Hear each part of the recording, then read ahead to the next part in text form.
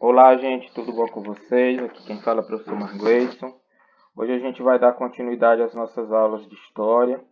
Vamos falar um pouco sobre o período democrático brasileiro, período pós-Era Vargas. Então a gente vai voltar a estudar um pouco a história do Brasil.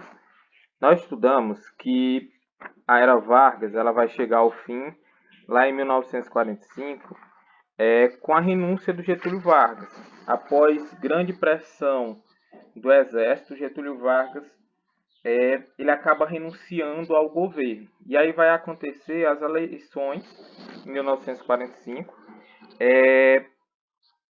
E aí a gente vai viver um período democrático nesse período. A volta das liberdades, principalmente liberdades políticas. É a primeira vez da história do Brasil, os presidentes seriam eleitos pelo voto direto. As pessoas teriam o direito de escolher em quem votar. E o voto secreto, já que durante a República Oligárquica a gente tinha um voto aberto. Também foram consolidados partidos políticos, vão surgir vários partidos políticos nesse período, destaque a gente tem aqui. E aí acontecem as eleições de 1945. Durante as eleições, o Getúlio Vargas ele apoiou o candidato Eurico Gaspar Dutra. Então esse era o candidato que ele apoiava, apesar de ter acontecido lá o chamado queremismo, ele apoiar também a defesa de que ele continuasse no poder, mas o candidato oficial dele era o general Eurico Gaspar Dutra. E ele vai sair vitorioso. O Eurico Gaspar Dutra ganha as eleições e o próprio Getúlio Vargas vai se candidatar ao Senado e sai vitorioso também dessas eleições. Ele é eleito senador, mas durante esse período, ele, apesar de ser o senador, ele dificilmente vai aparecer na cena política, ele vai ficar mais recluso lá na fazenda dele no Rio Grande do Sul. Ele dificilmente participa da política, apesar de ser um senador da República. Uma das primeiras coisas que vai acontecer desse período democrático é a elaboração da nova Constituição do Eurico Gaspar Dutra, a Constituição de 1946. Então foi convocada a instalação de uma Assembleia Nacional Constituinte. A Constituição ela atendia mais aos interesses dos grandes empresários que aos trabalhadores, então ela foi mais dedicada aos mais ricos. A gente tem aqui alguns dos pontos principais dessa Constituição: possibilidade de caçar o registro dos partidos considerados perigosos. Isso valia principalmente porque a gente está vivendo um período de Guerra Fria, então os partidos perigosos eram associados ao comunismo. Estabeleceu o voto direto e secreto, as pessoas teriam o direito de votar. O voto ele passou a ser universal, homens e mulheres poderiam votar, teria que ser maiores de 18 anos e teria que ser alfabetizado. Isso excluía uma grande parcela da população, já que a maior parte da população brasileira era analfabeta. Garantia de autonomia dos estados e municípios, a questão da estabelecimento de maior autonomia dos governadores e prefeitos, assegurava o direito à greve. Os trabalhadores teriam esse direito à greve, embora fosse muito regulamentado, tinha muitas regras para, de certa forma, prender também esses direitos. E previa ainda uma legislação específica para a educação e manteve também os direitos trabalhistas criados pelo Getúlio Vargas. Então a gente tem aqui o governo do Eurico Gaspar Dutra. Nesse governo do Eurico Gaspar Dutra, a gente tem como ponto-chave, vamos dizer assim, é que a gente está no início da Guerra Fria, que a gente já estudou. Disputa lá entre Estados Unidos e União Soviética pelos aliados. E a força dos Estados Unidos aqui na América ela era muito forte. Vendo tudo isso, o presidente brasileiro, ele diante desse contexto de Guerra Fria, ele vai se aliar aos Estados Unidos da América.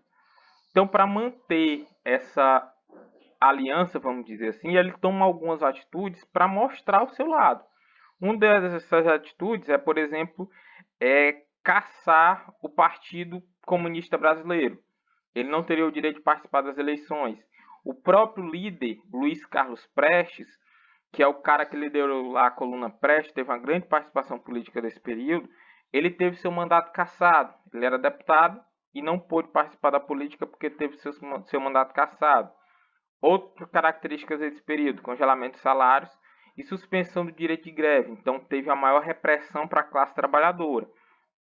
Os trabalhadores sofreram muito nessa situação. E era um período que o Brasil sofria muita questão econômica. Pós-guerra, então as dificuldades eram muito grandes. Diante disso, o governo do Eurico Gaspar Dutra ele vai lançar um plano econômico para tentar recuperar e fazer crescer algumas áreas que estavam com maior dificuldade. Esse plano econômico ficou conhecido como Plano SALT. As letras que formam a sigla SALT são das áreas que prioritariamente iriam receber os investimentos. Então, era saúde, alimento, transporte e energia. O período do governo do Eurico Gaspar Dutra é marcado pela abertura econômica brasileira às indústrias estrangeiras. Ele abriu esse mercado internacional, principalmente para as indústrias americanas. Isso abalava muito as indústrias nacionais, porque não tinha muito como concorrer. Gerava muito protesto dos grandes empresários brasileiros da época. Então, ele é um período marcado pela essa abertura para comercialização estrangeira, diferente de alguns outros que a gente vai estudar aqui mais à frente. Esse período democrático ele é marcado por alguns momentos. A abertura econômica, outro marcado pelo nacionalismo, valorização das indústrias nacionais. Isso a gente vê muito. Então, o governo dele foi marcado muito por essas situações. Após o governo do Eurico Gaspar Dutra, a gente vai ter novas eleições, em 1950. E aí, nessas novas eleições, vai voltar à cena política o velho conhecido da política nacional, que é o Getúlio Vargas. O Getúlio Vargas, ele tem seu mandato finalizado lá com a renúncia, com a imagem muito ruim. Ele deixa a imagem de ditador, cara que mandava perseguir, prender, torturar. Então ele estava com a imagem muito ruim. Ele vai se candidatar para tentar apagar essa imagem de ditador. Segundo ele mesmo, ele estava, quando ele ganha a eleição, ele volta à cena política nos braços do povo. O povão que gostava dele, que era o pai dos pobres, lá como ele era chamado, traz ele de volta a presidente. Ele é eleito 48% dos votos. Essa fase do governo de Getúlio Vargas, ela é marcada muito pela essa questão do nacionalismo. A defesa das indústrias nacionais vai ser muito presente durante esse processo do governo dele. A defesa do nacional, a defesa do Brasil. Então Vargas afirmava que era preciso atacar a exploração das forças internacionais, combater essa exploração internacional, para conquistar uma liberdade e uma independência econômica, fazer com que a indústria brasileira crescesse. Então o governo dele é marcado muito por esse embate nacionalismo e entreguismo. Deixar as empresas estrangeiras virem para cá ou defender as nossas. E esse marco, vamos dizer assim, dessa disputa nacionalismo e entreguismo, ela vai se caracterizar, vai se dar principalmente com a questão do petróleo. Foi feita a descoberta do petróleo no Brasil e aí começou uma discussão sobre quem iria explorar esse petróleo no nosso território. Nacionalistas e entreguistas. Os nacionalistas defendiam a criação de uma empresa brasileira para poder explorar. Já os entreguistas defendiam que a exploração deveria ser feita por uma empresa estrangeira que já tinha mais experiência e iria gerar os impostos e tudo mais. Diante dessa disputa entre nacionalistas e entreguistas, vai ser criada uma campanha O Petróleo é Nosso, para incentivar essa exploração do petróleo por uma empresa nacional. E diante disso, vai ser criada a Petrobras em 1953. Então vai ganhar o nacionalismo. A Petrobras é criada. É outro grande marco feito pelo Getúlio Vargas no Brasil, além das leis trabalhistas. Só que vai começar a pressão cada vez mais aumentando. Em 1953, o Getúlio Vargas vai propor a criação de uma lei chamada de Lei de Lucros Extraordinários. Essa lei, ela propunha uma limitação de remessa de lucros para o exterior, evitar que as empresas estrangeiras que viessem para o Brasil pegassem o dinheiro que elas ganhassem e mandassem todo para o país de origem delas. Ele queria que o dinheiro fosse reinvestido no Brasil. Então, ele propôs isso. Isso gerou muito uma discussão com os grandes empresários. Muita discussão, muita pressão, que vai acabar dando problema para o Getúlio Vargas. No campo trabalhista, o Getúlio Vargas manteve sua linha de apoio ao trabalhador, apesar de também apoiar muito a questão dos grandes empresários. Em 1954, Vargas autorizou um aumento de 100% do salário mínimo. Então, ele fez com que esse salário fosse aumentado drasticamente, 100%, coisa que durante o governo do Eurico Gaspar Dutra não tinha acontecido. Na crise política, então começa uma grande pressão, principalmente com a lei de lucros extraordinários, e aí vai uma grande pressão contra Getúlio Vargas, principalmente liderada pela UDN, que era um partido político liderado pelo Carlos Lacerda. Ele era um jornalista, tinha rádios, jornais impressos, que atacava todos os dias o Getúlio Vargas no rádio na época. Então ele tinha uma grande pressão e cada vez mais a pressão aumentava sobre Getúlio Vargas e as críticas e tudo mais. E aí um grande fato vai mudar a situação. O grande opositor do Getúlio Vargas era o Carlos Lacerda. E aí no dia 5 de agosto de 1954, esse radialista, esse jornalista, ele vai sofrer uma tentativa de assassinato, que é o atentado da Rua Toneleiros. E nesse atentado, ele pegou um tiro no pé, não sofreu quase nada, e o segurança dele, que era da aeronáutica, o Rubens Vaz, acabou sendo assassinado. Como era um cara da aeronáutica, o exército começou a investigar, começou uma série de investigações, e aí foi descoberto que o responsável por encomendar o ataque foi o Gregório Fortunato. Esse Gregório Fortunato, gente, ele era o chefe da segurança do Getúlio Vargas. Então a culpa foi associada ao Getúlio Vargas.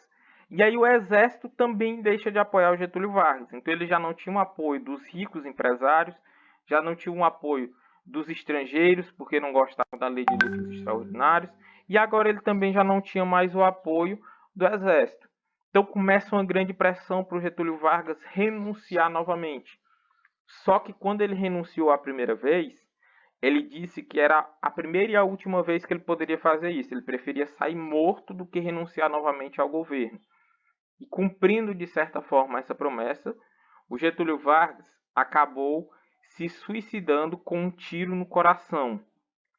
Ele deixou uma carta chamada de Carta Testamento, onde ele vai acusar os opositores de estarem tentando acabar com o Brasil, a sacrifício dos trabalhadores e tudo mais. E ele vai gerar uma grande comoção essa morte do Getúlio Vargas. Então foi um momento extremamente importante da história do Brasil, onde milhares de pessoas saíram para as ruas durante o velório dele. Então ele, mesmo na morte, quando ele morre, ele traz para si o apoio daquela população trabalhadora que ele tinha. Então, a parte final da carta dele, ele diz assim, ó: lutei contra a expoliação do Brasil, lutei contra a expoliação do povo, tenho lutado de peito aberto. O ódio, as infâmias, a calúnia não abateram meu ânimo. Eu vos dei a minha vida, agora ofereço a minha morte. Nada receio, serenamente dou o primeiro passo no caminho da eternidade. Saio da vida para entrar para a história. E realmente entrou. O presidente que mais tempo ficou na história do Brasil, criou as leis trabalhistas, criou a Petrobras, e aí ele se suicida. Posteriormente a gente vai ver as consequências, o restante da parte desse capítulo. Por hoje a gente encerra por aqui, espero que vocês tenham entendido. Qualquer dúvida, estou à disposição de vocês, podem entrar em contato.